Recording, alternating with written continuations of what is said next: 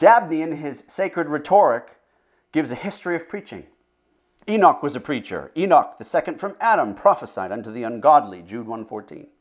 Noah was a preacher of righteousness. In the Hebrew Commonwealth, there were 3 orders of official preachers besides the patriarchal heads of households. On these, a constant oral instruction of children was enjoined. Look at Deuteronomy 6:7. The prophets were preachers of revealed truth.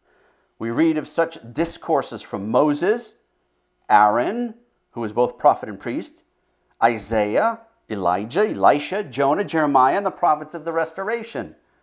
Ezekiel aptly illustrates the responsibilities of his office by that of the, quote, watchman to set and proclaim the coming of an enemy, Ezekiel 33. In the second order of preachers, there were the priests. It's clear that his stated duties were not only sacrificial, but also pastoral. The priests and Levites occupied themselves in teaching and preaching, and this is intimated in the complaint of Azariah, the son of Obed, in the reign of Asa against their delinquency. Quote, now for a long season Israel hath been without the true God and without a teaching priest. End quote. And it is even more expressly declared by Malachi 2:7. For the priests should keep knowledge, and they should seek the law at his mouth, for he is the messenger of the Lord of hosts. End quote. You can also consider the theocratic kings, including preaching among their legitimate functions. One of Solomon's titles was the preacher. The words of the preacher, the son of David, king in Jerusalem, Ecclesiastes 1:1. Dabney says, quote, but it was under Ezra that preaching assumed by divine appointment more nearly its modern place as a constant part of worship, and also its modern character as an exposition of the written scriptures. End quote.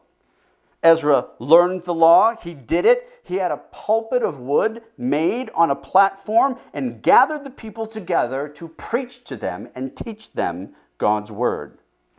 Christ and the apostles were constant preachers of the word. Christ and the apostles preached everywhere. Temple courts, private houses, streets, byways, highways, besides the sea, on the mountains, all over.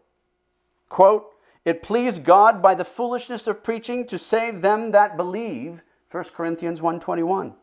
And it is very plain from the Acts and the epistles in both their preceptive and narrative parts that this continued to be a regular part of public service of all the Christian assemblies. The nature of preaching then involves rules. Rules which constitute a particular art under the name of homiletics, the art or science of preaching. This is an art. There's an art to living well before God. William Perkins uses that, as does William Ames in their description of theology. But in this being theology, the transmission of theology from God to the people is also an art in the act of preaching. There is an art and method of studying well.